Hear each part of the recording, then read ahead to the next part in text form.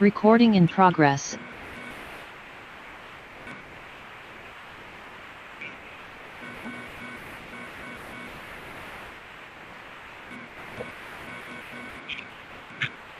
Thank you so much.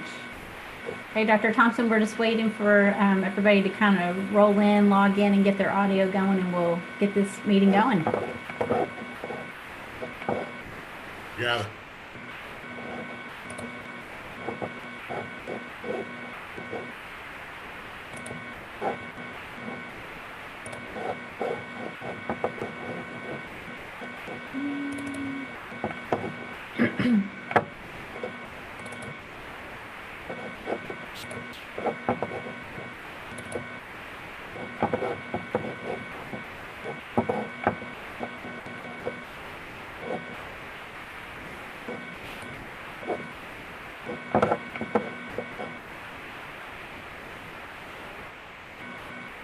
And Dr. Thompson, if you're okay, I'm going to give it just another little bit. I know the Lieutenant Governor's coming and she'll be speaking after you, but it's crazy kind of time of year right now. So if you don't mind, if you think it's okay to wait just a little bit.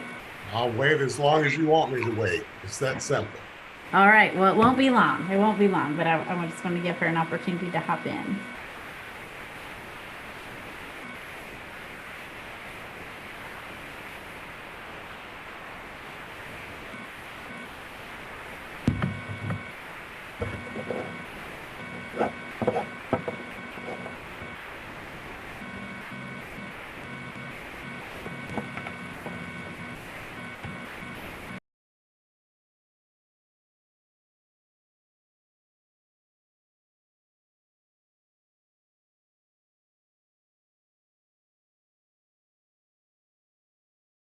You have some information to share, but I'm so glad to see your faces. I know some people will be popping in right on time or a little bit late. There's a lot going on right now, as you all know, and so I don't want to take up any of your precious time, and I really am appreciative of everybody being online. So Dr. Thompson, I'm going to let you kick this off and get us going for today. We have a lot on our agenda. We sure do, Amanda. Thank you. Thank everybody for showing up to our first meeting of the Commonwealth Education Continuum for 2023. I have to say it's good to see your faces. I've seen some of you already, but the rest I haven't. Good to see you. If it's the first time, good to see you again. If it's been more than the first time. So, you know, there's a whole lot that we can discuss that happened over the last 2 years. It's been many. And I've gotten the opportunity to speak around the country about many of the things that we're doing. And you probably, we'll show you this in a little bit, but you probably saw that we were picked out of 1 or 3 states that has a significant P20 effort, you know, and that makes me proud, obviously. They believe what we're doing is the right thing to do in any state, but they believe that Kentucky, 1 of 3, I think Minnesota was the other, and I forgot what the other. I don't think about anybody but us. But bottom line, you know, it's great that we've accomplished what we have accomplished over the last 2 years. You've heard me over and over again talk about the value of higher education. I talk about the value of education too. I really talk about the value proposition from, you know, early childhood all the way through post-secondary to the workforce. You know that all the research shows that even in Kentucky, 90% of the jobs will require a post-secondary credential of some sort in order to thrive in this economy. So I'm proud of that conversation. Last week, I got a chance to meet with my board and others, and I shared our fall enrollment. You know, there's a couple of things that we surely have to bring up to talk about that is directly a part of what we need to be discussing as a group here. So you know, without further ado, I want to share slides through to 11 if I could. Can we pull those up? You know, it's hard for me to read these in this way, but I'm old, right? But how many of you can see what's on the screen? You'll have more slides. This is just the intro. Okay, good.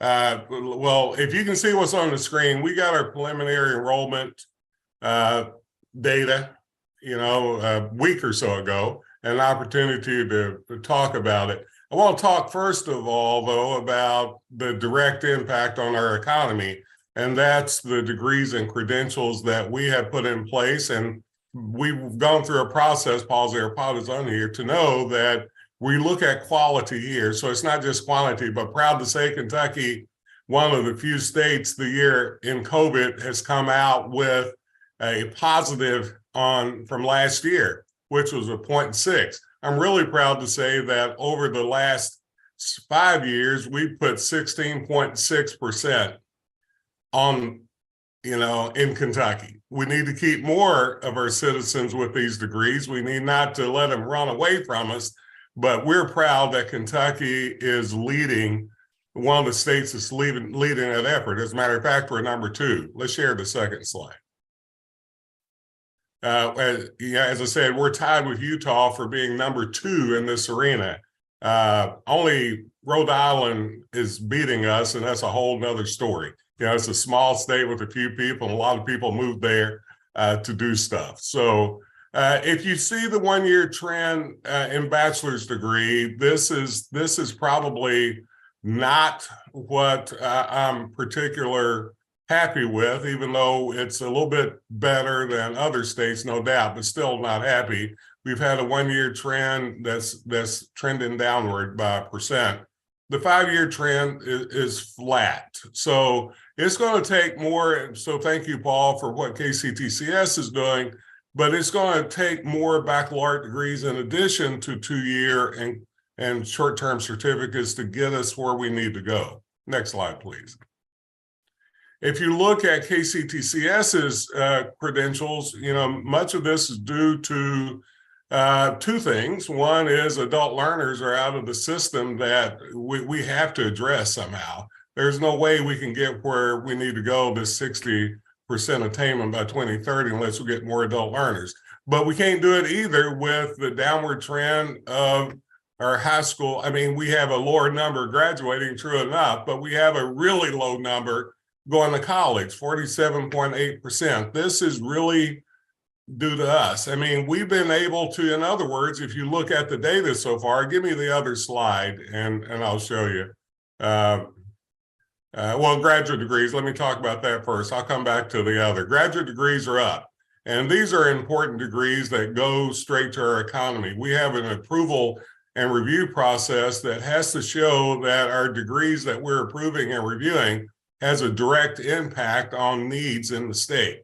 So I should tell you that. So these are not just degrees people are going back and get for the heck of it. These have direct influence. And we need more graduate degrees, undergraduate degrees together to get where we need to go, and undergraduate certificates. But we're up significantly in this area, which has really helped tremendously. Next slide. So degrees awarded to target populations, we haven't been shy about saying that we cannot leave anybody behind in this process. If we leave somebody behind, we don't have a lot to brag about. So I'm proud to say in one area, not so proud in another area, to say that we have, in fact, we're closing gaps with our underrepresented minorities as faster than any other state. That is very much a feather in our cap and to our institutions for working hard to make sure this happens. Even though we're closing gaps somewhat in our low income, we're going to have to increase this tremendously. This is an area where we've got to double down on. This is especially true for our KCTCS population groups, simply because this is our affordable college system in place that allows more people to come in and then hopefully transfer to our 4-year population or get a certificate, technical certificate or degree that goes directly into the populations. So this is an area where we're going to have to really increase. You see our working adult population. This is not a good statistic. So we're working with Representative Tipton and others, governor's office, to talk about how do we quickly start addressing this. So we've seen this trend for a while, but we have to start addressing this, or we're already in trouble to some degree, in my opinion. But we need to address this immediately. Next slide, please. So fall enrollment, this gets to us a little bit, right? You see the publics and IQ 1-year trend, we're up. That's good. We've reversed what's happened during COVID. That's good. And this comes in a variety of places, but our 5-year trend is only 1.2. We were actually down a little bit before this year, 0.6.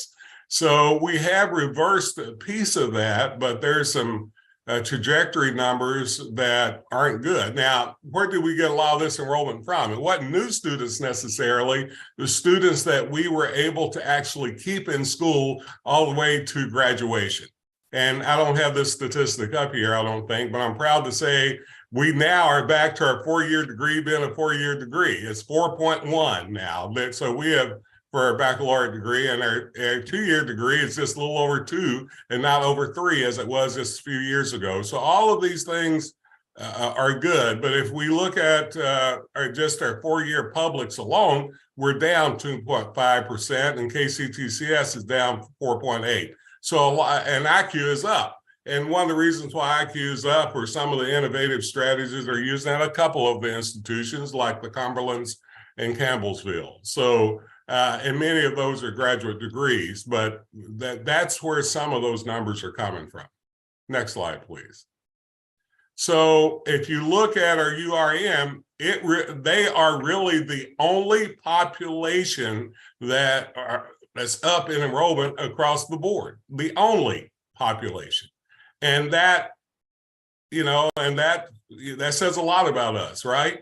But we can't, I'm glad about that, but we also are down in some of our other areas that are significant that we need to focus on. And you see our difference in sectors where we're at, but overall, low income, we have to double down on that somehow. And we're in process of talking about that with a variety of constituency, including our public elected officials. Next slide, please. So if you look at dual credit, I mean, this is an area where, we've rebounded pretty well. I mean, this is because there's been a lot of focus by us, by our K-12 institutions, and by the legislature, governor's office, and others to really focus on this. So this is an area that we should be building a pipeline with, more intentional. So I'm not going to call it low-hanging fruit, Amanda. I'm smart enough not to do that anymore. But I am going to say it's an area where we have to grab. And we are in reach of being able to build this truly as a pipeline effort. So we're happy with this number, and you should be too, but with the statistic, but we are going to have to figure out how to translate that into higher enrollments once they get out of high school. Next slide, please. So there's a lot we're going to cover in today's slide. I want to put it on a table so you'll have some understanding. We have to really think a lot about what it means. We can talk learning loss, and there is learning loss. There's also, there was some learning loss before COVID, really learning loss now. How do we combat this, right? And we have done a few things that I'm happy to report on, or Amanda will, that shows some of the things we've done. But we also have a 47.8% college going rate in Kentucky from our K-12 institutions. Only 5% more go out of state. So we almost got 50% of our students that are not getting a credential of any sort. Now you're going to say, well, they've all gone to work. There's great jobs. The statistics doesn't bear that out. More have gone to work, but we also have more that are not going to work and off the unemployment rolls. So somehow this value proposition that we have to build is really more onerous than anything we've ever thought. And we're going to have to take this as a serious concern. If we're not getting more of these high school students transitioning to college, we're going to pay for them on the back end, whether it's Medicaid, whether it's prison, whether it's something, we're going to pay for it. So it makes a lot of sense for us to create this as a solution pattern versus the others. So you saw our agenda today. I do want to say that as we move to a full on, we got a short session. They're saying not going to open the budget, Representative Tipton, except for one item. We'll see, but if they happen to do it, we'll be ready to ask. I'm sure they're ready to say, of course, you can have whatever you want to because y'all have been so successful. I'm assuming that's what they'll say. But, bottom line, we're going to have to get into this thing together, Lieutenant Governor, and figure out what it means. I see the governors out there talking about teacher shortage, so are we, and a lot of other folks along those lines. My hope is that the Ed Continuum truly still, as we've done the last 2 years, tend to be the catalyst for advocacy, the catalyst for good knowledge, catalyst for good policy. So with that in mind, Lieutenant Governor, I want to turn it over to you. Thank you so much, Dr. Thompson. And speaking of catalyst, I've got a great thing to talk about today. So I'm really excited about all of our work together. I'm excited about expanding this work and really focusing on the impact of the actual education pipeline.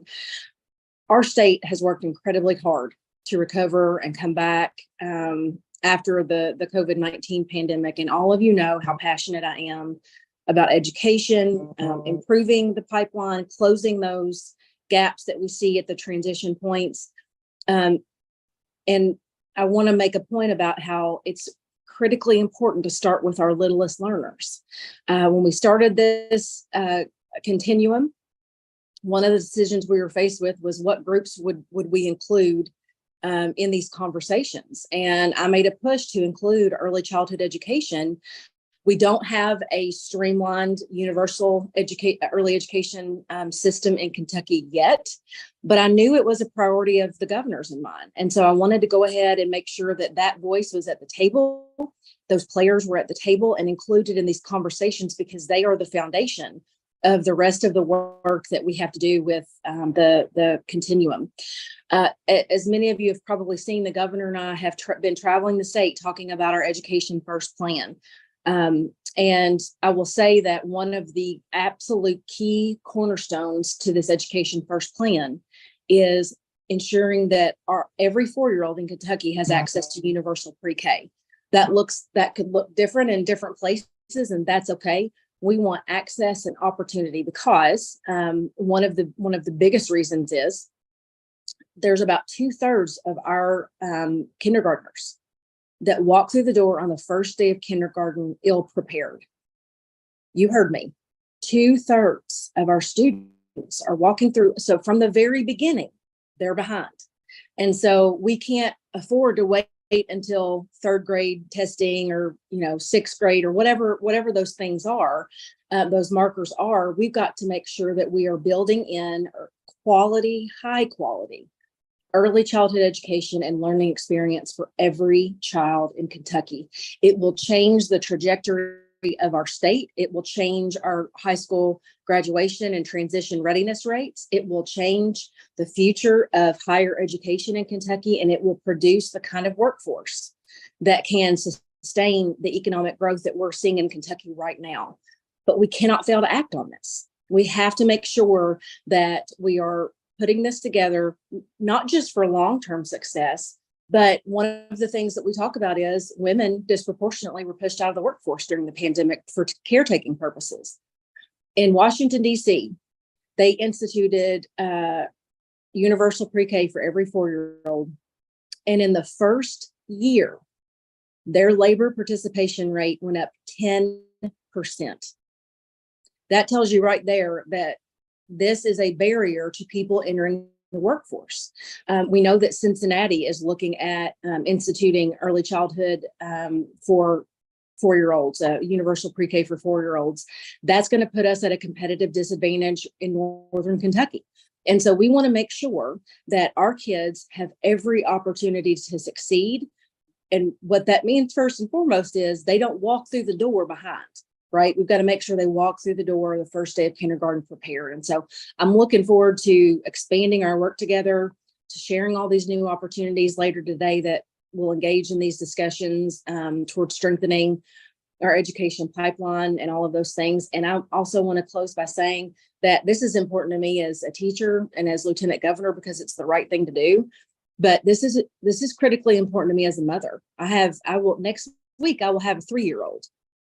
Dr. Thompson, I know I don't look old enough to have a 3-year-old, but But next week I will have a 3-year-old. I'm living this. The anxiety around making sure my child is one of the 1/3 of the kids that walk through the door prepared. And I want that for every kid in Kentucky. And so that's what we're committed to fighting for. And I'm so glad that the Continuum is going to work towards helping us map out a plan and a framework to get there. So I'm going to turn it back over to Robin so she can review our objectives for today. Thank you, guys. Okay, thank you, Dr. Thompson and Lieutenant Governor Coleman for a warm welcome and inspiring words. As you can see on this screen here, we're going to spend a few minutes today revisiting and refocusing on our purpose and the scope of our Continuum's work. And so thank you for all the comments about how we're already expanding in that area. Today, we'll also welcome Brianna Falduti and Janice Lee, who are here with us from the Education Strategy Group. They're going to be sharing some insights from the evaluation that they conducted of our Summer Bridge program. And I'm excited to have them. Following Brianna's presentation and a brief discussion, we will go into strategy sessions as we typically do to discuss advocacy around our efforts related to 8th to 9th grade transition programming, and also the support for a strong sense of belonging among first-year college students. And these two topics were identified as priorities for the Continuum for this year. So this is where we'll start our work. And then at the end, we'll wrap up our meeting with some challenges and some announcements. So you can see here our objectives for today, kind of summarize what we said there. And if there are no questions, I'll turn things over to Amanda. She's going to lead us through a discussion of the CEC's expanding work. Thank you, Robin. And if you don't mind to mute, thank you. We are pretty close in our offices that we don't want anybody else to hear the echo. So just always bringing back to what our purpose is. And I really think Dr. Thompson and Lieutenant Governor Coleman really teed us up well for today. And just so happens with the ESG report that came out yesterday, just was the perfect storm to really elevate the work that you're here to do, that you have been doing. The one thing I want to bring to your attention, you can see what our purpose was. We wrote this nearly 2 years ago, and the logo that CPE and KDE had worked on together, I mean, you can see it's the infinity symbol. If it was connected between the person and the Kentucky symbol as a continuum. And both of our co-leads have led it, and have shared it today in their different perspectives. I know Dr. Glass wish he could have been here. He was out of state today, but he shared some of the same sentiment pieces about that this is really not one piece, but it's a transition from beginning to end. And what has really been powerful for us to look at is Dr. Thompson, when he shared the data around underrepresented minority students, low-income students, adult learners, when we're really trying to target and increase access to all of our Kentuckians, the impact that we have on our young adults or our adult learners coming back into the education field or to upskill or get credentialed directly impact how that changes the trajectory of their child or the children that they have for early care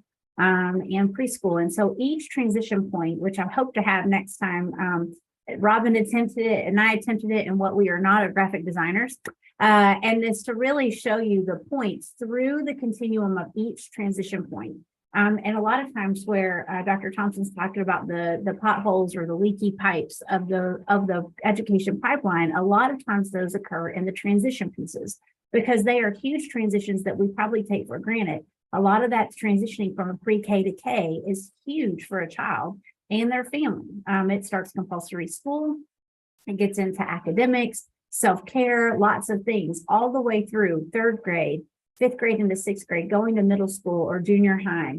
Those are huge transition points, not just academically, but socially, and to prepare those students for new environments, new challenges, and to continue to grow, to be prepared. That goes into that 8th to 9th grade on track, which you all know we have been working on 9th grade on track, and really started pulling the research around that. And it's so super strong on why that transition from 8th grade to 9th grade matters, why middle school education matters to prepare students for career opportunities as they enter into high school, to explore, to build up their academic skills, and really to prepare for post-secondary. And the big piece we've been heavily focused on, which is transitional point, from high school into post-secondary is that's completely a choice to that young adult. And they are no longer in compulsory school. They don't have to go to school or to get trained or anything. It's really big decisions that they have to start making as young adults. And that goes all the way into our advanced degrees and as folks enter the workforce. And so we're really looking at expanding each one of those transition points to strengthen those as we work through the pipeline. And so today, as Robin has said, we're really going to be digging deeply in on the 8th to 9th grade transition, that 9th grade on track, and the work that was elevated by you all in December, how we look at that and how that prepares us for moving forward into our actions.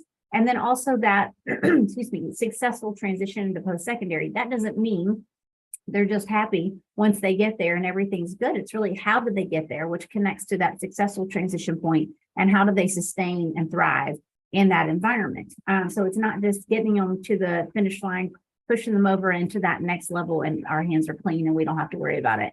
But it's really digging into what makes that successful and for them to sustain, because we don't want them to come one year. We want them to complete their credential, their degree, and or their training to prepare them to be productive citizens and be economically mobile in our state and within their families. And so it's just very timely today. Actually, Robin, if you'll share that next slide, that as we have been working on this P20 approach, it is far from easy, but I think it is highly impactful. And I've really been challenged by folks to say, so what do you guys do? What is your purpose? Is it just a bunch of talking heads? Or are you just a bunch of leaders just talking about education issues? And I think that's quite the contrary.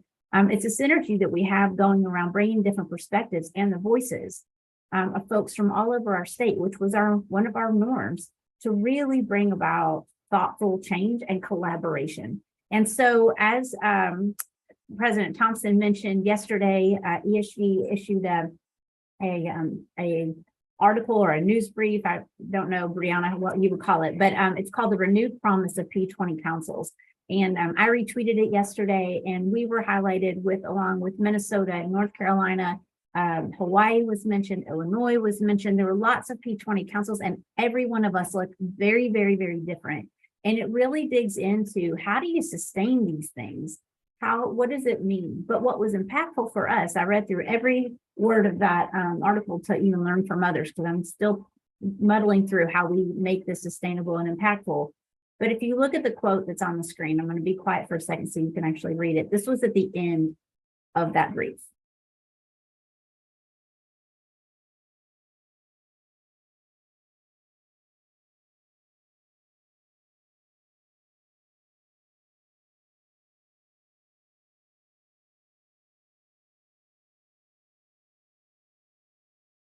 And what I want to elevate onto this quote is at the end, as state leaders undoubtedly continue to seek strategies to drive improvement in their state's educational and economic realities, enhanced P20 collaboration cannot be overlooked as a primary vehicle for improving educational attainment and economic mobility for all. And if we can do this and have an impact on this, y'all will be doing good stuff. And so we are pushing to be intentional, to be action-oriented, and to use you to help us elevate the message, share the information, the resources, and connect the dots. If we don't, we will not succeed in silos. And I am very grateful for collaborative leadership that is on this call that really is making a difference by bringing people to the table. And that's exactly what we're here to do, is bring folks to the table, talk about what the experiences are, talk about the realities of things we may not hear about from every end of our state, and make thoughtful recommendations for change. And so I'm really grateful for your time. We will not be talking about early post-secondary opportunities today, just because there's a lot of actions going into that, so we can update you in March about that.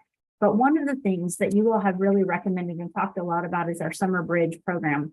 And if you remember, we were able to give grants the last 2 years, and we'll get to do one more small iteration coming up with the ESSER dollars that KDE generously gave us to do, because we know there's evidence behind this, and we know that this is an impactful practice that we want all of our campuses to do. And so I'm going to turn it over to Brianna and Janice from ESG to share the preliminary evaluation of impact on this. Now, remember, there's only been 2 summer's worth, but we're already learning things and how we can improve our practices and the impact ultimately, which is the most important of the impact it has on students. So Brianna, I'm going to hand it over to you and you should be able to share. If not, we can give that to you.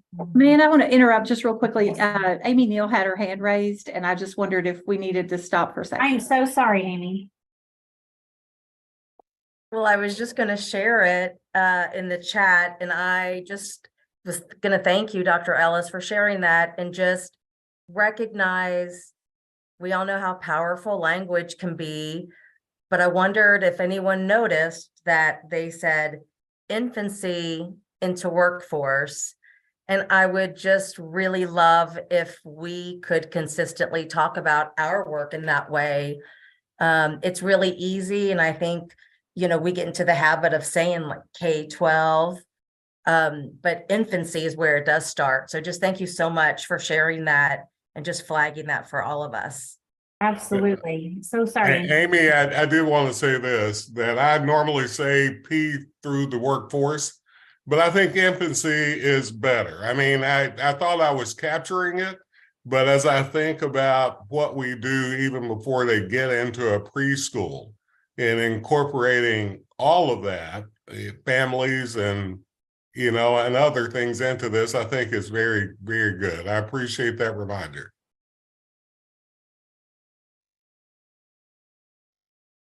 Great. All right, Brianna, we're turning it to you. All right, I'm going to get my screen sharing going. Can everyone see my presentation? Can I get a head nod? Yes, awesome, great. So excited to talk to you guys today about the Summer Bridge Program grant that CPE offered over the last 2 years and our review of that. My name is Brianna Falduti. I work for Education Strategy Group, or the organization that wrote that white paper that Amanda referred to, and also have had the pleasure of working alongside Kentucky for the last 2 years now. I think it's been supporting the Continuum and supporting CPE and all the great work that you all do. So today I'm going to talk through the Summer Bridge Grant Program that CPE offered in 2021 and 2022. If you guys think back to this time last year, one of the recommendations that came out of the Continuum and that came out of the successful transition to post-secondary work group was around supporting and continuing grants for Summer Bridge programs that are hosted by institutions. So we wanted to take a look at first understanding just how did programs differ across campuses. Campuses were given a fair amount of autonomy to use the money and the way that they thought worked best for their student population. So we first wanted to understand what programs actually looked like, and then begin to identify best practices for Summer Bridge programs. My colleague Janice Lay is in the room as well. She'll be helping me monitor the chat. So if you have questions, feel free to add them in there, and we'll have some time at the end for additional questions as well as a discussion. So first, just want to give a quick overview of the Summer Bridge Grant Program. So over the last 2 years, CPE funded 50 Summer Bridge programs across 27 institutions. They awarded 21 grants in 2021 and 29 grants in 2022. So saw the program grow in part thanks to this group and the advocacy you all did to continue and grow the program. And almost all of the recipients from 2021 received a grant in 2022 as well. And they were awarded to public, private, 2-year and 4-year institutions across the state. You can see here most were focused in Central Kentucky, but good geographic diversity of the programs that were offered. There were a couple of institutions that had different colleges receive more than one grant. So some of those in Central Kentucky include, like, University of Louisville had 3 different programs, one for math, one for education majors, and one for STEM majors. So what we talked about, or what we did to come to the findings that we're going to share with you. One, we reviewed 21 proposals from the 2021 programs, and as well as their midterm and final reports that they submitted to CPE. We also reviewed the proposals and the midterm reports from the 2022 programs. The final reports are going to be coming out soon, but aren't out quite yet.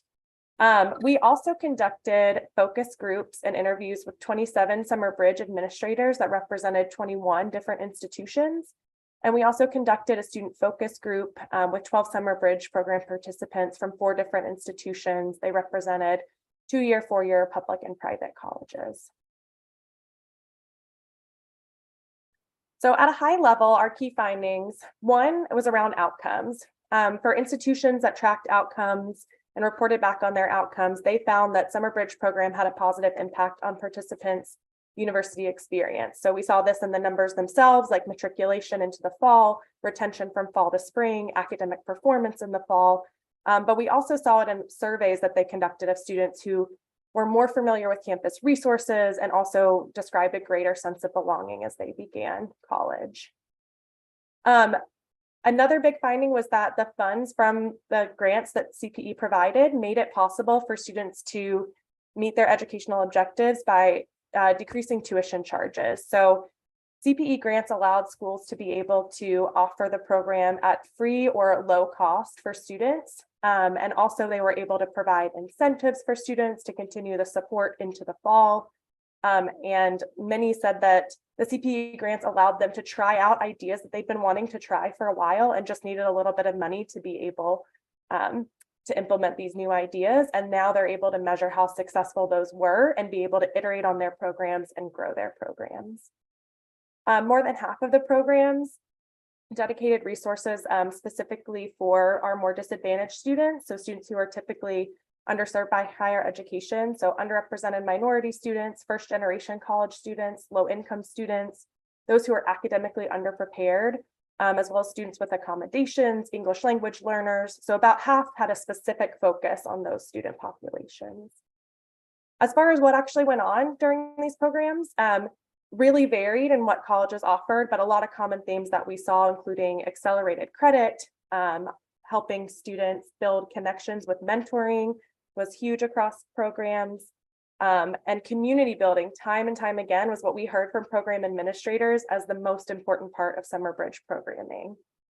And then, as I just mentioned, mentoring was really big across all of the programs. So almost all provided peer mentoring, all provided some sort of mentoring support, and was often said as one of the most valuable components to student success.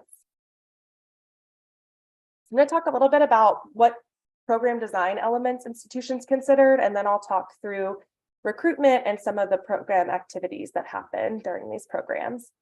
So first on program design, programs focused on both transitional skills. So this is helping students adjust to college by building self-efficacy, social skills, learning about stress management, and learning about campus resources. And then they also focused on academic preparation.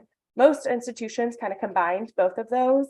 And academic preparation looked like supportive and intensive short-term learning environment. So students took classes, they received tutoring, or participated in workshops to build their academic skills. As far as the learning environment, every program offered some type of in-person experience, and about half of the programs are residential, and all of those were at our four-year institutions. There were some programs that did a hybrid approach where some students did it virtually, especially students who were out of state or out of the service area. And there were some that did a mix of students coming on campus for part of the program and participating online for part of the program. Program duration varied from 1 to 8 weeks long. So longer programs tended to be the ones that were offering more academic credit, so more classes for students to take over the summer. We heard directly from students that 1 week felt good, and if it was a longer program, they would need to have academic credit to justify taking time away from friends and from work to participate in the program. As I mentioned, as far as cost goes, the majority of the programs were free to students. There were some that charged fees. Most of those also offset those fees for Pell eligible students. And again, notably, most of the programs said that they were able to offer the program for free because of the CPE grant, but they may have to charge fees in the future if they don't have similar investment. Half of the programs focused on recruiting students that are most impacted by structural inequity. So as I mentioned, low-income students, first-gen students, underrepresented minorities, students with accommodations, ELL students. So it was great to see institutions' investment in students who we know historically have a harder time through that summer transition. You think about a first-gen college student who doesn't know all the steps that go into making that transition and enrolling in the fall. So these programs were helping to target students who we know often experience that leaky pipeline that was discussed. For partnerships, institutions did a really wonderful job of partnering across their campus. They relied on admissions, they talked to housing, they talked to dining services, they talked to student activities to offer fun things for their students. So great partnership within the institution, and a number also partnered outside of the institution. So with local employers, with banks to come do personal finance presentations, with local nonprofits to do volunteer activities with students.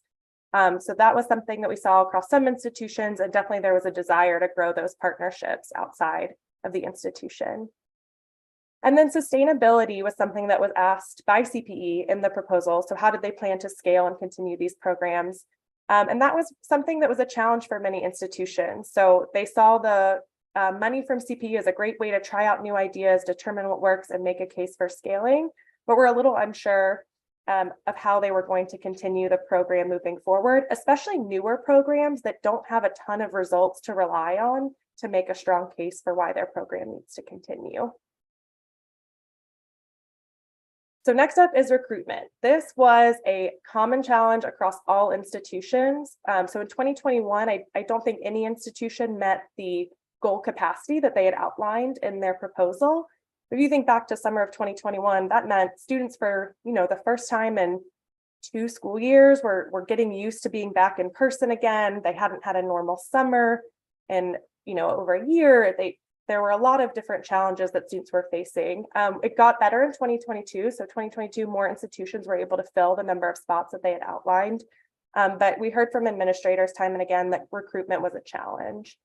I already mentioned that half of the programs focused on recruiting underrepresented students. In addition, a number of programs focused on underprepared students, so making sure the students who are the furthest behind academically have additional support so that they can start college on day one feeling prepared and feeling confident. Institutions employed a ton of different outreach strategies. They emailed, they used social media, they sent mailers home to students, they sent individualized postcard home to students. They partnered with local high school counselors, with youth serving organizations, and with other departments within their institution to get in touch with students. We heard from one student that she saw it on her class of 2026 Instagram page and was like, oh, that's interesting. And then when she came to orientation, there was a person who worked for Summer Bridge who was there and told her more about it. And she said, if it hadn't been for that in-person touch point, I don't know that I would have signed up, which just reiterates the importance of getting in front of students early and often. And then finally, programs offered incentives to increase enrollment and persistence in the institution. So about half of grantees implemented some sort of incentive. This included stipends. This included scholarships for the fall semester. So if you complete Summer Bridge, we'll give you a scholarship when you come here in the fall. Gift cards for students, technology. So a lot of institutions gave students laptops or iPads for participating, recognizing that there's tech disparity in the state and not everyone has access to technology. And some did less tangible, but still really effective incentives, like giving students who participated priority registration so they could complete their registration before all the other incoming freshmen and have access to more classes. Just because there's a lot of great work going on, wanted to highlight a couple of recruitment exemplars. So the first was Elizabethtown Community and Technical College. They actually hired a part-time employee to focus specifically on recruiting students to Summer Bridge. They also hired high school teachers to serve as tutors in the program. So that way, when students came to the program, they often had a tutor who was someone they had a pre-existing relationship with from high school. Western Kentucky was another one. So it was a little unique in that attendance in their program was mandatory for students who had below a 2.5 GPA. But they were able to really effectively market the program. So it cost $500 for a 5-week program that was residential. And they got to market it as a way for students to try out college for a low cost before they had to commit. And we heard that that was a message that really resonated with students and with parents. And now what actually went on during these programs. So about a quarter of the programs offered support to reduce the students' time in developmental education or co-requisite support courses. So they really focused on developing those core college level academic skills. So this included students taking placement tests and then receiving intensive tutoring, working on an individualized study plan. Some even offered expedited developmental courses over the summer so students could start in their entry-level college courses on day one in the fall. about 70% of students or of institutions also gave students the opportunity to earn credit over the summer. So this ranged from like a 1-year first-year experience course to 6 credits in general education courses. As I said, mentorship was a really big component. So almost all programs offered a mentoring component. This looked like peer mentoring. This also looked like embedded tutors and classes. So when students were taking classes over the summer, they had students who were a couple years older who were in the classes to help tutor them and help them help answer any questions that students had. Advising was also a core component. So about half of programs mentioned a specific advising activity or required advising meeting as part of the program. But I would say almost all had workshops that touched on advising topics like accessing services, how to register for classes.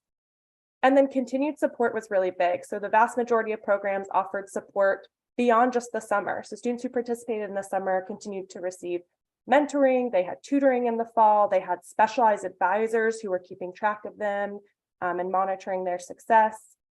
And then last but certainly not least was community building. As I mentioned, we heard that over and over again that community building was the most impactful component of the summer bridge programs. Also can be a little hard to measure at times, but students building relationships, not just with their peers, but with faculty and with staff members was really important.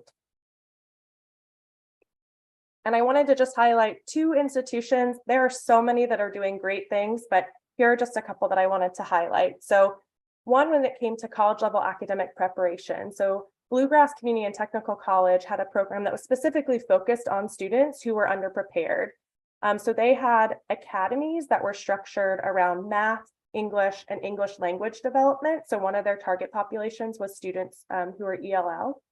And during that, students took their placement test, and then they worked on an individualized study plan and had intensive tutoring over the summer, and at the end retook the test in order to place into a higher level of math or English and reading.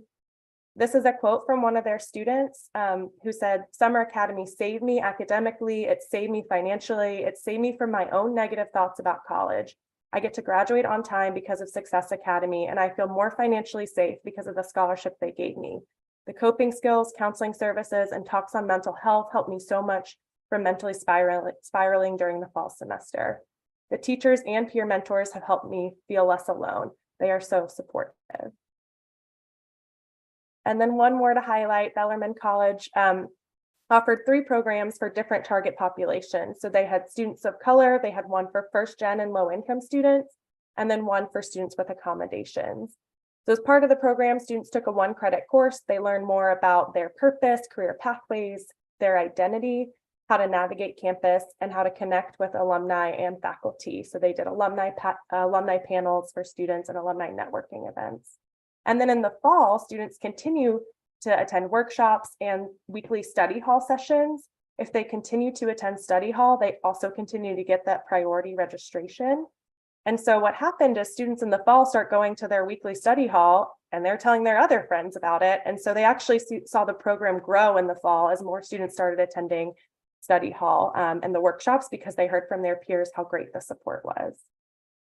So this is one quote from a program administrator. "Students that are in the Knights of Color program," so that's their program focused on students of color, "have a much higher GPA overall. They feel more connected overall, more of a sense of loyalty, and see the value of education. It's almost become a recruiting piece at this point. Students are saying, I came because of Knights of Color." It really helps with the retention piece. They're connected and they have good grades. And then finally, outcomes. So we heard from most institutions that students who participated in Summer Bridge program had higher outcomes than academically similar peers. We saw them look at a lot of different metrics across institutions, but one of the most common was fall to spring retention, and that ranged from 55% to 100%. So at Bellarmine University, they were the one that had 2 of their programs, Access BU and Navigate, that had 100% fall to spring retention that was reported on.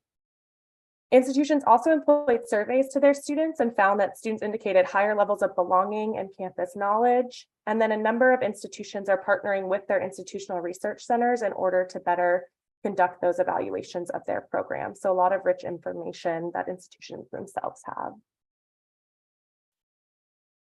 And then just a few common challenges that we heard. One was around staff capacity. Everyone we talked to was so passionate about Summer Bridge, and they worked so hard. They're there all day, every day during the Summer Bridge program. But for a lot of them, it's a lot of work, and many expressed that it would be helpful to have additional staff who was dedicated to supporting Summer Bridge programming. The next was around funding. So folks weren't always sure where funding was going to come from. They weren't sure about funding until later in the semester, which made recruitment hard. So just some uncertainty around how the programs will be able to continue, or at least be able to continue free of cost for students without additional funding. Student transportation, especially at campuses that don't have the ability to provide a residential program. So community and technical colleges in particular, students sometimes found it difficult to get to campus. And then COVID-19. So we did hear that the pandemic, both years, had impacted student recruitment and engagement for a number of reasons. So some of this is students were saying, I haven't had a normal summer in a few years. I want to spend time with my friends, or I am stressed financially and I can't give up going to work for a number of weeks to come to campus early. And some faculty also said that there were some learning disruptions and behavioral issues that they attributed to students not being in face-to-face instruction for all of high school. So then they're coming to campus. That's already a new learning environment to adjust to, but is also just different from how they did, the majority of their high school for some of them. I won't read through all of these, but just a few considerations we came to for institutions. One was really figuring out who that target population is. Who are the students at your institution that would benefit the most from additional support transitioning into their first year? Including student voice in the program design. So Robin and Phyllis hosted this convening for institutions in December, and we asked students to design their ideal Summer Bridge program, and it was super enlightening to hear what they had to say. Also, recruitment's really important. You have to recruit early and often. I keep thinking about that student who said, if I hadn't had that second touch point, I probably wouldn't have enrolled. Keeping costs low is key to help reduce the financial burden for students and their families and keep programs open and accessible. And then finally, making sure that they continue to leverage peer mentorship. We heard how important that is for supporting students and helping them to build relationships and feel more comfortable on campus. So that was a quick overview of a lot of really rich information that we had the ability to look through. But we have about 8 minutes or so. I see there's lots of things in the chat, so I'll check that. But I also just wanted to pose to the group a few questions. One is what is one thing that you learned about Summer Bridge programs from this presentation today that you maybe didn't know? And the next is, what is one thing that you can do to help increase awareness of Summer Bridge programs? We heard from one student, she said, the ideal Summer Bridge program is one everybody knows about. So a lot of students said they were the only person from their friend group in high school who did Summer Bridge. A lot of people just were not aware that Summer Bridge programs were an opportunity. So what's one way that we can help get the word out about Summer Bridge programs and these opportunities? And then third, how can your agency or organization support Summer Bridge programs? Whether that's promoting communication for recruitment purposes, supporting programming, providing funding. So just a few questions for us. And then real quick, I'll just show you, this is kind of small, so I'm not sure how well you can read it, but here are the many institutions that received funding as a result of the Summer Bridge program. Okay, I'm going to stop my screen share just so I can see everyone and see the chat. But wanted to pose those questions, and Janice, thank you for putting those in the chat. We'll start with anything you learned, any new information from this today. I'll speak up while everybody's getting themselves ready. I started a Summer Bridge program in Kentucky in 1998, one of the first, right? And I had conducted one when I was a professor at the University of Missouri. What we know about bridge programming is that it's by far the lowest cost way of making up learning loss and closing gaps. So we have to talk about the sustainability of this. How we do that is extremely important. I also believe it can be a route for us to increase the college going you gave us a lot of information that indicated exactly that from the students.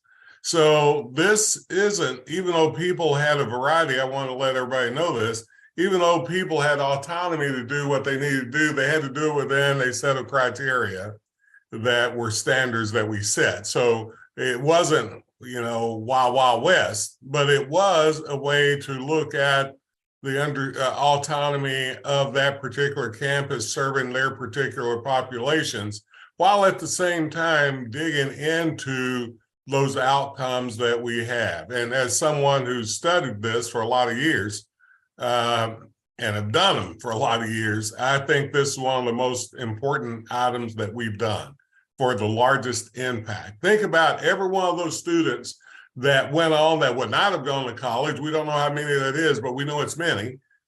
We think about those students that actually got a head start financially, and they now know how to pay for college. That's another thing wasn't mentioned that they didn't know before. Third, they got a head start understanding that they can do college, and they're going to be retained higher to graduation. That's going to go to that state's economy that we're talking about. So I would, somewhere along the way, I think we're going to have some real serious conversations. We already are, but we think about high impact on all the things that we're talking about with CEC. I don't know how we can get more high impact than this. So I appreciate the report. It's really hard. They did a hybrid evaluation, qualitative and quantitative, which is great, by the way, but we'll know even more quantitatively here as we go through the next couple of years as people transition through college. And what we found out a long time ago is that they stayed in college to graduation almost completely. So that first year retention rate that we normally knock out a significant amount of students in, this doesn't happen with this population. So thank you for that report. Thank you, Dr. Thompson. And I appreciate you bringing up that CPU did have some guide rails for these grants. It wasn't just design a program based in best practices, but what we also heard from institutions is the flexibility that they had to adapt to the needs of their students, and how sometimes those needs even change throughout the course of the summer was really appreciated. A program that is at a KCTCS institution that serves a lot of non-traditional students who are working, who are commuting, it's just going to have to look different than a program that's at a four-year institution that's able to offer a residential program. So it was really cool to see how institutions adapted to fit the needs of their students. I saw one idea in the chat of how to increase awareness about summer bridge programs with Kentucky school superintendents. Any other ideas, folks? Feel free to unmute, or if you want to drop it in the chat. Wonderful. Sharing program information across local workforce development boards and others, that would be great. I would also say for local workforce development boards, institutions want more external partnerships. They want more people to come in and talk to their students about career opportunities, to network with their students. So connecting would be amazing. Wonderful sharing with Kate as well. Any other ideas? So did you all see any programs that you thought we might be able to scale and offer almost like a model of a program that was offered across the state? That's a good question. Particularly in the area of learning loss, and I particularly always think about mathematics. Yeah, well, I was really gonna effective. say, U of L has a great mathematics program, which I'm sure you are aware of. So their Math Accelerator program was one of the ones we looked at, and a great example of a program. So for folks who are unfamiliar with their program, what they did is they had students who were underprepared in math or could use additional support in math coming into U of L, took their first level math course, began working on that over the summer. And so it's an online platform, but they had tutors in the room. So whenever a student got stuck, they were able to call a tutor over who was able to work them through. So I think that program is honestly one of the best examples, Jenny, particularly for math and for underprepared students. As far as like a program that could be implemented statewide, I think one thing we heard is we've tried online, and online works for some students, but it's really hard because it's hard to do the community building So I think an in-person program or offering components at least that are in person is great. And that also makes it hard to make it uniform across campuses, just recognizing that there are differences in institutions and in their student populations. But I think focusing. So the one thing that I think would have been beneficial, particularly where I think in math, I think there's a lot of students who just can't learn math virtually. Right. And that a student who lives in Lexington, who's going to EKU, could still do a math person in program in the summer, because the residential piece is what really increases the cost. And it's what really makes it difficult for students to be able to do that and still work and do those types of things. So I just wondered if you all had any conversations about scaling any of the, particularly the learning loss programs up across the Commonwealth. I do, Jenny, think your question is really good. And actually Representative Tipton asked what it would look like to scale it. And I would say we allotted up to $200,000 last year, and only 2 institutions even asked for that much because of the sustainability piece.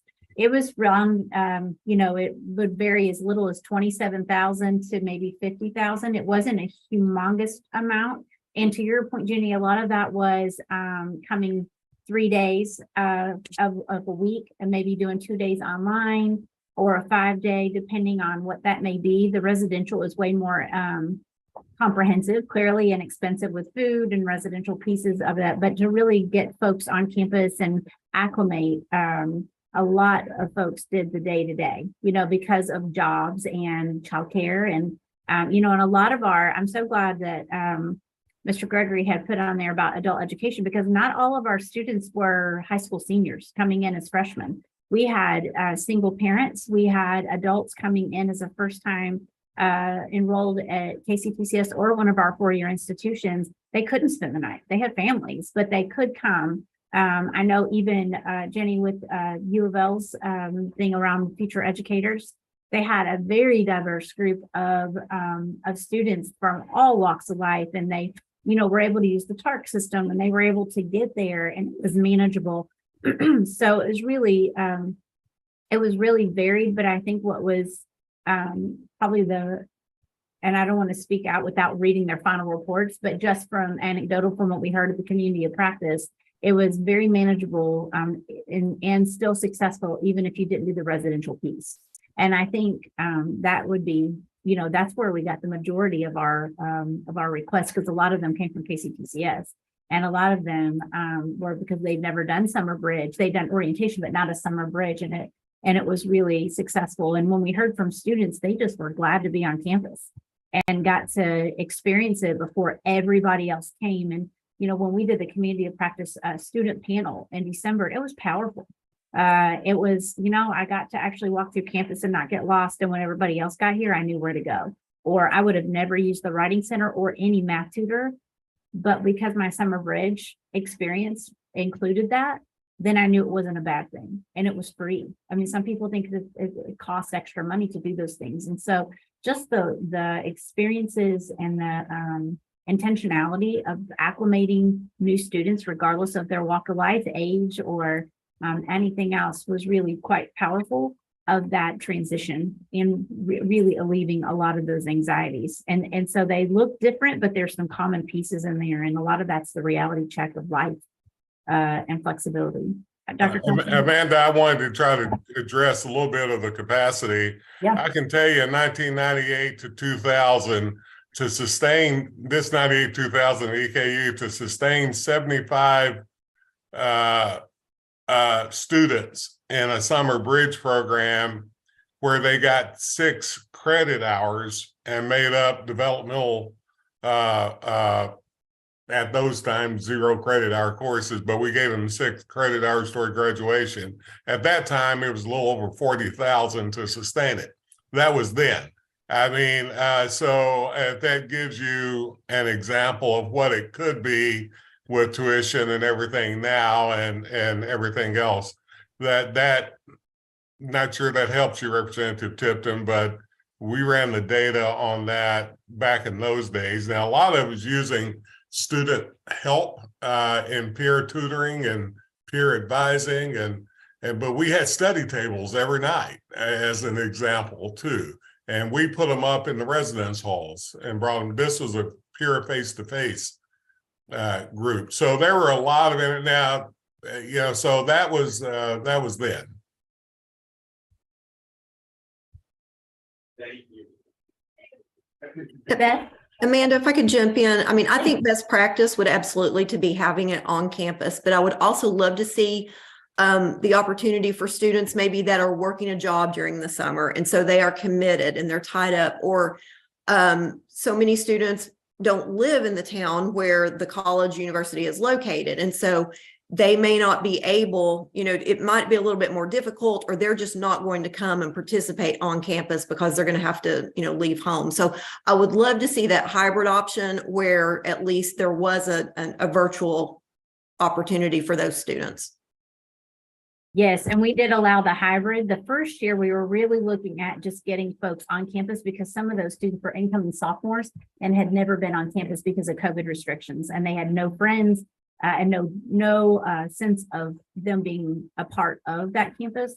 But we did allow the hybrid approach that they didn't have to come every single day, especially if it was non-residential, but to be on campus at some point. But absolutely, you're right. I mean, some were worried about transportation, paying for a bus ticket or for the gas money because they were at a pretty good distance. So I think we've learned a lot of how to refine that. And I do think there are some definite pieces of the model, as Dr. Thompson has mentioned, and Brianna in just their review of things we could narrow down and have a range. But the peer mentors, the thing that is the new problem is a good problem is that last year's mentors want to be mentors this year. And last year's participants want to be mentors because they want to have the same impact on incoming students and to give them that same experience as they experience with their peer mentors. So, to hear the campuses talk like, gosh, we don't know how to tell people no because so many people want to be engaged in that. That's a really good problem to have. And so, yes, Beth, we absolutely hear that and heard that from the students as well. Have you all considered collecting that as a data point on the files that come from the colleges about whether or not a student participated in any type of summer bridge activity, so that you could do some statewide type of research as from a longevity standpoint? I love that idea. I do too. Great idea. Jenny, not that you're ever short of great ideas, but that's a good example. So we can run some direct correlations then throughout the next years they're in college to see. We've done that with dual credit. Right. As an example, same process. That's how we're getting the data back to show how effective dual credit is for college sustainability. I mean, for these students, especially students of color. Like that idea. Well, we had more summer bridge activities than we've ever had before. And I think I roughly thought that maybe 600 to 700 of our entering freshmen participated. Some of them were not all CPE funded. Some of them were ones that were unit funded but I've got to think, and I kept saying I was going to collect all that data because, this person has who was participating in this program and this person has who have, but we didn't collect it centrally. And I just think if the CPE could start to think about collecting that centrally, I'm convinced after just watching our different data that sure, there are programs that are best practices and they're ideal, but there's a difference even if you just participate in a 1 week virtual. It makes some type of impact that is positive in their retention and their success. Jenny, was most of your interactions, were those face-to-face or was it kind of split between? It was a real mix. It was a real mix. I mean, we had our STEM, the one that CPE funded, that was just amazing. That was 12 low income URM, and they lived on campus for 8 weeks doing research. And when they came to me to promote it, I'm like, okay, I hate to tell these people, they are not going to find one low income student who can give up 8 weeks. And 12 students did it. And we saw those students' poster presentations at the end. And that experience was life-changing. It was only 12 students, but it was life-changing. So it went from that to like 1 week virtual things, Paul. So there was and then we did like a 3-day, well, this wasn't CPE funded, but we did a 3-day camp at the beginning of school. That was also a great summer bridge belonging community building thing. So it was all over the board. It's really hard to build community in a virtual environment where they don't know anybody. And it's just like new students coming in that don't have experience with online learning, and they struggle too. So, Yeah. Well, that's good to know. Thank you, Jenny. It's good to see you. Good to see you. Congratulations on ECTC. Thank you. Yeah, we were ecstatic. Can I ask? Well, not ask. I want to address the equity and the recruiting piece. This is pretty broad in terms of equity, and I love what I'm seeing, but there's a group that I never hear discussed, and we have to address restorative practices. We have to discuss the students who are part of DJJ and who are in alternative schools in whatever county. See, Fayette County has MLK, right? So BCTC has this amazingly wonderful program. Do they ever go to MLK and recruit, quote unquote, those kids? Because those kids are in the district. Those kids matter. You got some brilliant babies in these programs who, for whatever reason, have had all of these things happen to them. So I want to know if we're ever recruiting with those kids. Penny, that's a great question. And I think that's something that we could be very intentional about, just even with all of our A5 schools, because then we'll know exactly where they are and it's not haphazard. And I think this is where we really need help elevating the recruitment piece, because the campuses are saying we're having a hard time recruiting because it's hard to find students. But if we have combined K-12 and all the supporting groups and even our workforce, and even with John and adult education, there's some different avenues to be intentional to increase that access. I love that idea. Dr. Thompson, I think you Yeah, absolutely. To answer Penny's question is yes and no. Some do very much target MLK and those. But the thing about it is, I'm going to interpret your statement a little bit different, Penny, if you don't mind. I'm hearing you say that this, once again, is low-hanging fruit, and these are the kids that, in fact, probably need to know that they can be successful because many have been told they can't. So That's it should exactly become right. one of our primary ones. Yeah, Yep. Dr. Gregory, I would argue the same thing about what we need to do in adult ed and how we need to really look once again at this GED plus in great detail as we do some of the bridge programming around that even. So I would argue, Penny, you're absolutely right. And this needs to be a conversation that we have with our districts, that they help. This would be a great way for the resources some of them use for us to be in partnership monetarily even with getting these kids where we need to go. So I know I've taken what you said, Penny, to the next step, but your point is well taken. The answer is yes, some of our programs do, but not in my mind as an intentional best practice.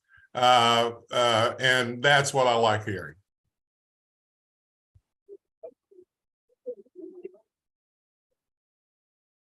Great. Anyone else? I really appreciate this conversation in the chat and face-to-face. It has given us so much, and this is really kind of a good caveat. Unless, Brianna, if you have anything else to wrap up, I just totally jumped in. My apologies.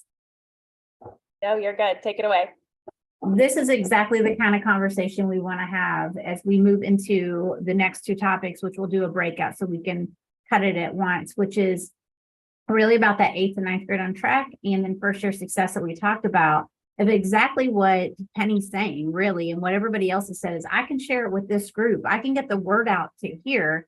This is exactly why we want you together, because we alone, individuals, cannot do this. And we're not even thinking of all the folks that it could impact. And so what we've done is we've just divided you up just based on just the who's here and really different perspectives. With 9th grade on track, the area that you all identified as the priority is catalyzed bridge experiences for students transitioning from 8th to 9th grade. So we'll dig into that on the 9th grade on track. And then first year success, about strengthening relationships among students, staffs, and faculty to foster a sense of belonging, community, and support. And there are actions that are a little more actionable on those things. So at this time, Robin is going to send you to the breakout room, and we will begin there, getting some feedback, and come back together at the same time, I believe. Is that right, Robin? I think we can manage about 15 minutes in the breakout. Does that sound right? Perfect. Okay.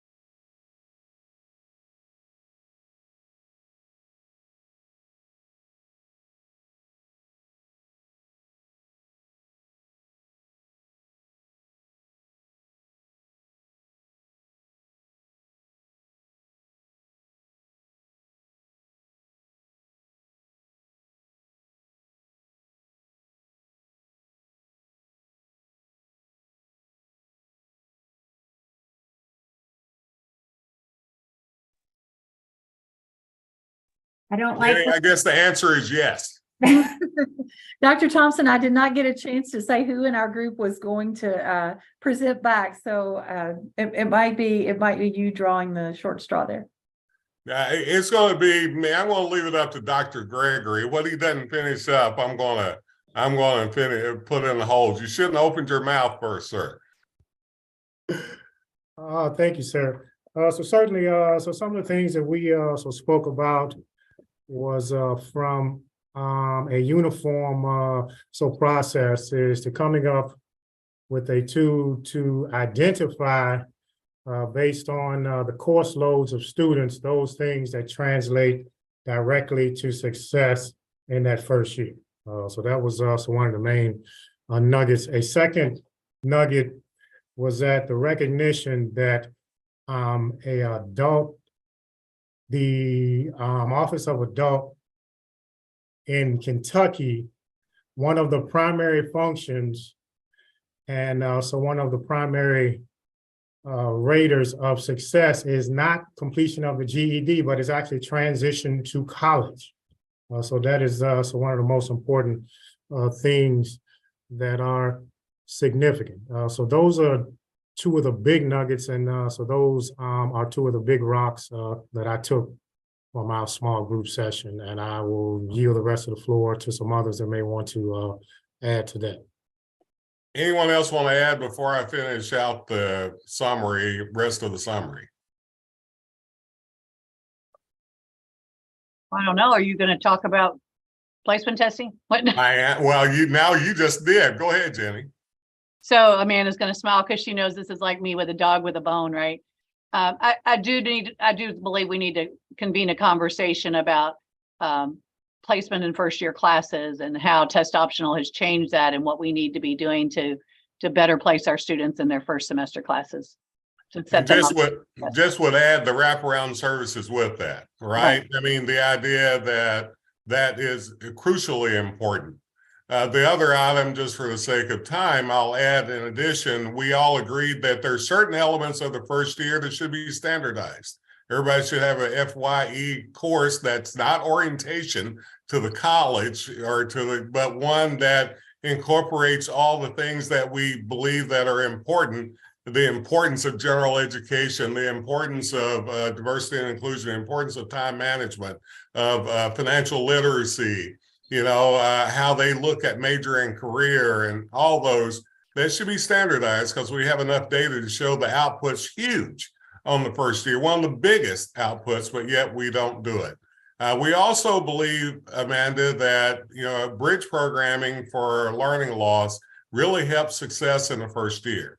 We also, as Dr. Gregory said, that we have enough data to show the correlations between the courses they take in high school and their GPA and the overall success. How do we align our dual credit in such a manner that they can be standardized and everybody offers at least those with the learning outcomes that we need to ensure that everybody will have that understanding as they come into college and look at the success of those. We also believe that you should get peers more involved, whether it's peer mentoring and advising, and it goes heavily to the success of the students, tons of data on that.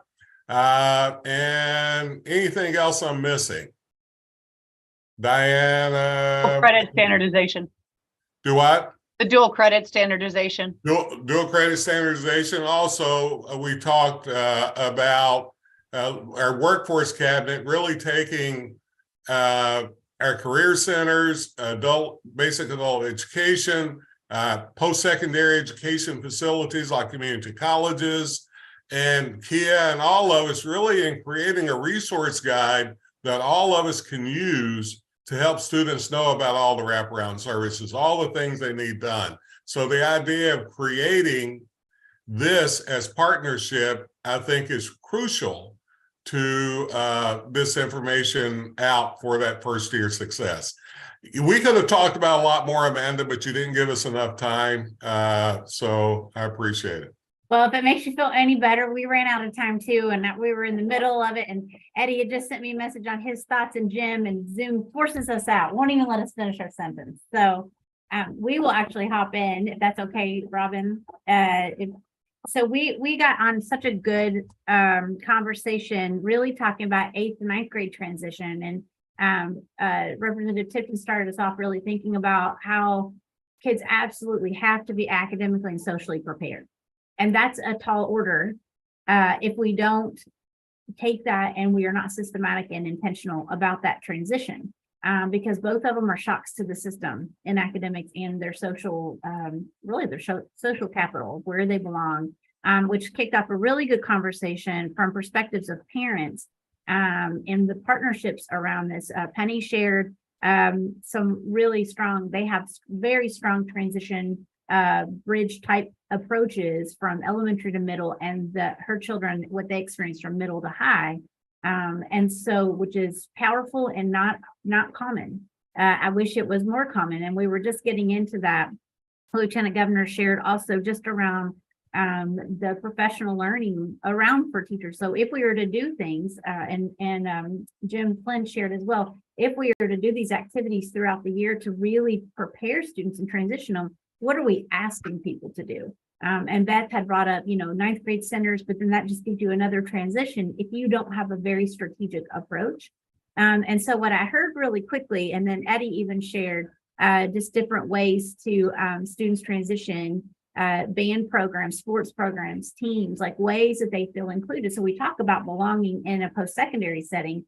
It's the same approach, and I think a scary thing when you're entering the high school. We probably all remember when we went to high school and what we worried about most, and how we were to fit in and find friends or find our friends, and make it work. And so we really, what I heard from our group, and I definitely want them to jump in, is really about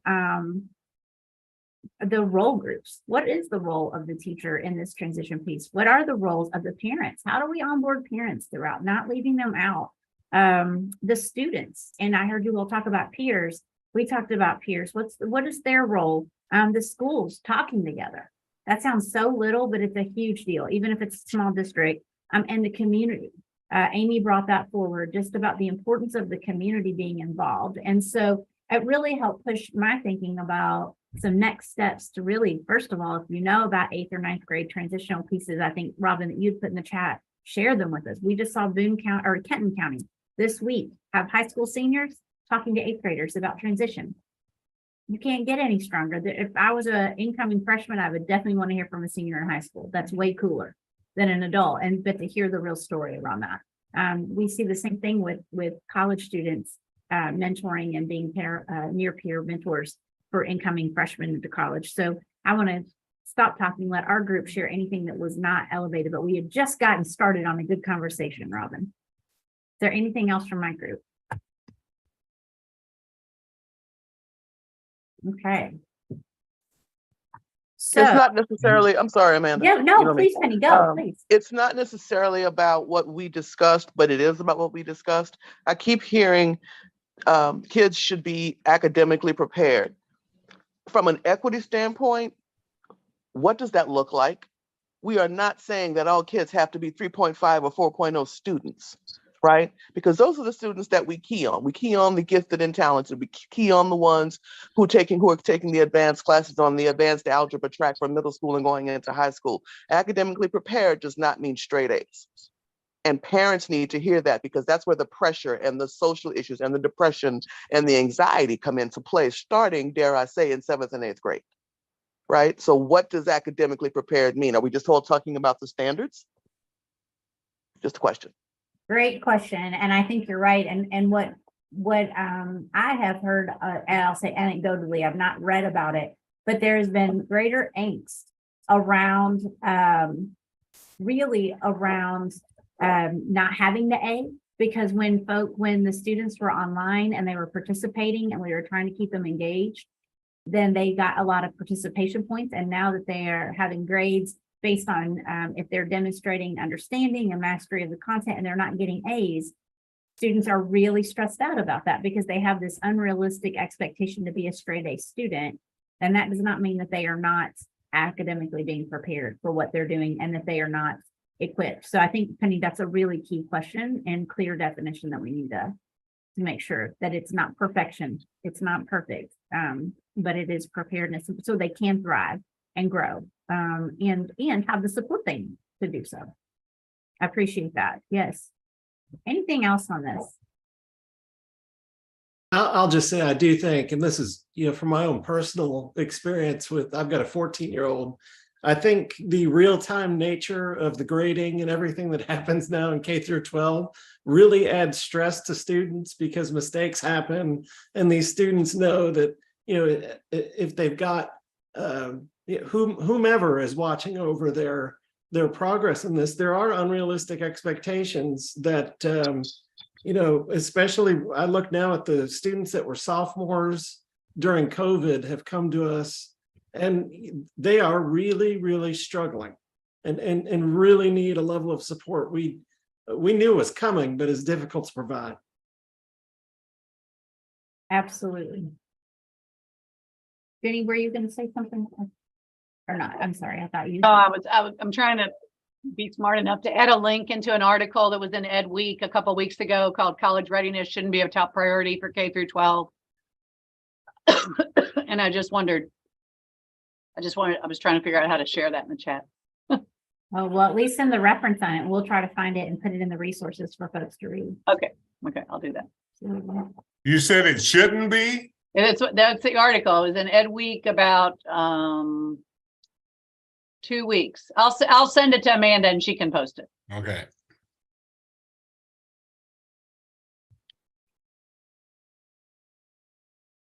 Anything else you all want to share before we kind of move into the next part of our day? Meeting, we're coming close soon. So the only other thing that I was going to say about our first year thing was, we heard so much about incentives. I think when Brianna was talking about some of the common themes among the bridge programs was that they added incentives. And I know that there's some states that are taking their equivalents of keys programs and moving them on into incentives, for in college. So completion of so many hours will add to your base keys amount. Grades will add to your base keys amount. And I didn't know, Aaron, if you all have ever looked at some of those programs as whether or not, what are some things that we can really do to get kids to earn, and earn 30 hours in their freshman year?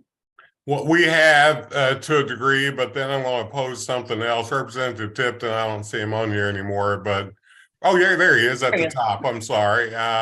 We've had a lot of discussion about what does it look like to have our financial aid tied to some of these incentives as a whole across the board. Now, we have seen, though, in other states when there's incentives tied to 15, 30, 45, 60 hours, the opportunity for them to stay in school longer. Some of our unmet need is really there because of the increased pressure by the time they get to their junior year. So we know it releases that too. So we have a lot of data on that.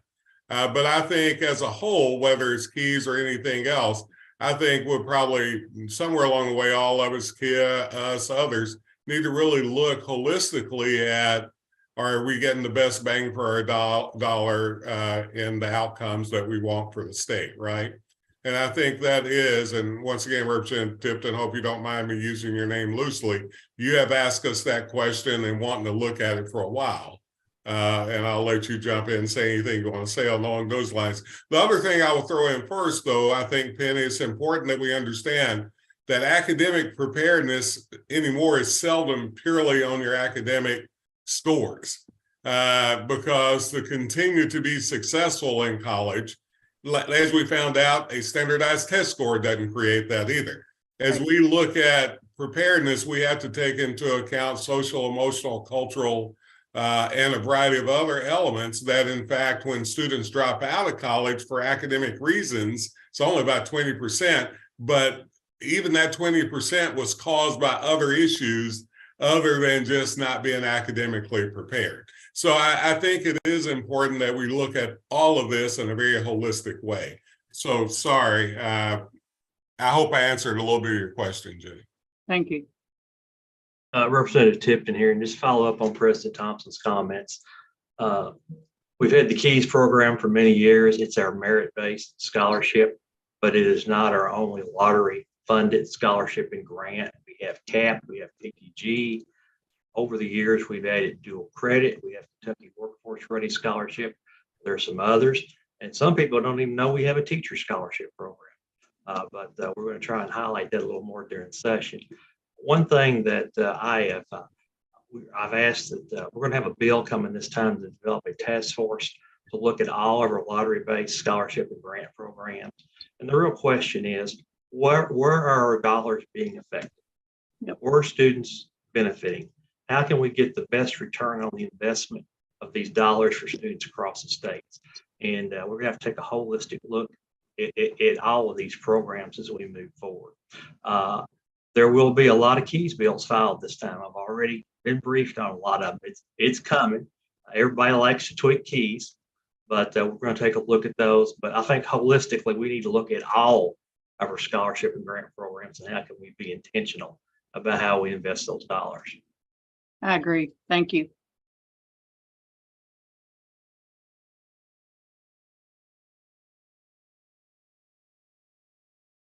Hey, Robin, you want to take us home? Yeah, absolutely. Well, of course, thanks to everyone for a wonderful conversation today. The passion for student success in this group is always inspiring to me. I just want to talk a little bit about next steps. I'm going to share my screen here so that you can take a look at some of the things that are coming up. First of all, Amanda and I will be using the suggested actions that have come from our conversation today to convene some groups of folks who know a lot about what we've been talking about to see where we might go from here. And we'll also begin to compile that annual CEC report that sort of details all of the accomplishments and the priorities and the recommendations from the previous year. In addition to that, we'd like to challenge each of you to just think about all the things we've talked about today and commit to a small act every day or every week or every month that connects to and influences the values and the goals of our CEC. We've talked a lot about today that a P20 council looks at a lot of things and they have varying levels of importance to each one of us based on where we're from and who we represent. And so we just really challenge you to think about communicating the goals and values of the CEC with the circle that you travel in, and so that we can have the most influence possible. Please go ahead and write down the next meeting of the CEC. It will be in March on the 22nd at the same time that we typically meet. You'll be receiving a calendar invitation if you haven't already received that, but we want to make sure that you are ready for that and aware of it. Please go ahead and mark your calendar. I want to just end with a couple of announcements as we wrap up today's meeting. I have in the chat box, there is a link to a folder that has information about all of these things. So you don't have to write it all down as I tell you a little bit about it. But I'm excited to share today that we're going to be sponsoring a dual credit in Kentucky webinar series here at CPE. Our very own Representative Tipton will be on the very first one, which will be aired on February 16th. And he will be joined by Alex Perry from the College and High School Alliance. And I know that you all probably remember seeing Alex at some of our meetings for the CEC. And some of the other members of the CEC, Jenny, Beth, will be on other sessions of that series. So we look forward to that. It will go from February all the way up through May, and we'll talk about some of the important topics that we've discussed and ones that have been elevated by our stakeholders across Kentucky. I do want you to be aware that our Student Success Collaborative will be holding their annual Student Success Summit on February 27th and 28th, and there's a link in that folder I sent you where if you want to register for that or learn more about it, you certainly can. We've talked a lot about Summer Bridge today. I just want you to know that our 2023 Summer Bridge grant proposals will be coming soon. The request for proposals will be coming very soon, so be watching for that. We're excited about the conversation today. I think we're all in agreement that Summer Bridge is a wonderful thing, and just trying to think about how we can expand and sustain those programs. The The report that Amanda and Dr. Thompson spoke about today, the renewed promise of P20 councils from the Education Strategy Group, is also in that folder. There's a PDF of it there if you want to read the whole report.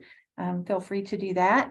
We've also included a FAFSA toolkit that we received today from Kia. We're grateful for that. A lot of opportunities for you to share information on your social media channels about FAFSA February or February FAFSA. So we want to really encourage students to complete the FAFSA and get on the road to college.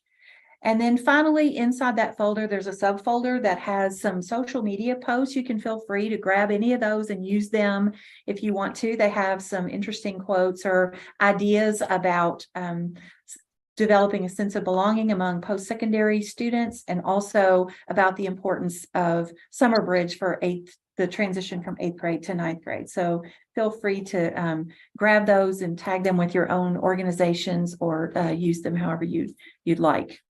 So I think that is it in terms of announcements. You've got the link to that folder there in your chat box. As always, if you all have any questions or great ideas between now and March when we see you again, please feel free to contact Amanda or me or both of us to let us know. And especially if you know of any great programs for 8th and 9th grade transitions, if you happen to think about that, so that we can elevate it. We want to say a big thank you to Brianna and to Janice for being with us today and sharing the Summer Bridge report. And I think that is all I have. Any final words from our co-leads before we adjourn today? Is the Lieutenant Governor still with us?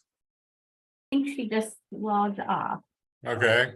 Well, I guess I'm the co-lead that will end this, right? There you go. I think it is important. Good to see you, Eddie. Good to see everybody on here. I think it is important for a couple of things in summation that we end with, and I won't do too much repeating, but I will say that ESG, thanks for the evaluation. I knew the Summer Bridge stuff would be good, but thank you for the in-depth evaluation. I think I want to end with this. What we've done the last 2 years has been very successful, and I hope you're able to celebrate it. So much so, we recognize it here in Kentucky, but other people around the nation recognize it.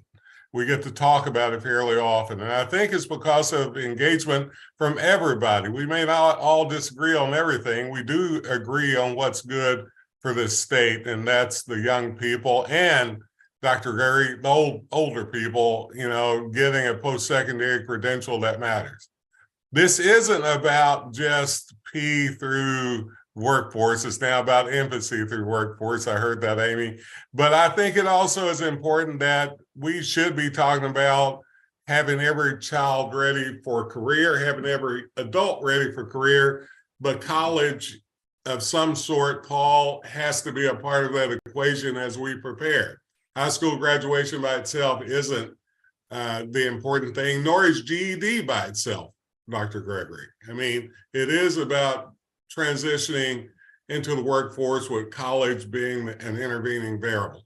I think the other thing too, we talked a lot about equity and quality. It is important that we don't leave anybody out, Penny. It's important that we are very intentional how we not do that, right? But it also is important that we look at all the elements of success, not just academic, how well you score on a test or your GPA, but all the pieces that go in. And transitions matter. It's our bridge programs shown you, not just 8th to 9th, but not just high school to college, but 8th to 9th and all of those. And every one of you are bringing to the table with a unique characteristic and representative understanding of populations you serve. And as you showed the last 2 years, as I hope we do for the rest of 23 and on, is that we put on the big hat. We all represent a smaller hat, no doubt, but this is about the bigger hat, Representative Tipton. It is about the idea that we all have skin in this game, and somehow if we create a mass understanding of what it means to be successful for all of our citizens, then in fact that skin will be okay. And the idea that we need to be truly in a place like this that we can discuss that. I appreciate you. Amanda, thank you and your crew, Robin, all of you for the work you do. There's no way we could do this without you. Once again, I keep telling people I am a pretty face, but Amanda does all the work. And I appreciate you and the entire staff. And so thank you all. Thank you. We will be in touch for sure. You guys have a great week. Thanks, Thank everyone. you. Happy Wednesday. Bye. Bye. Bless them.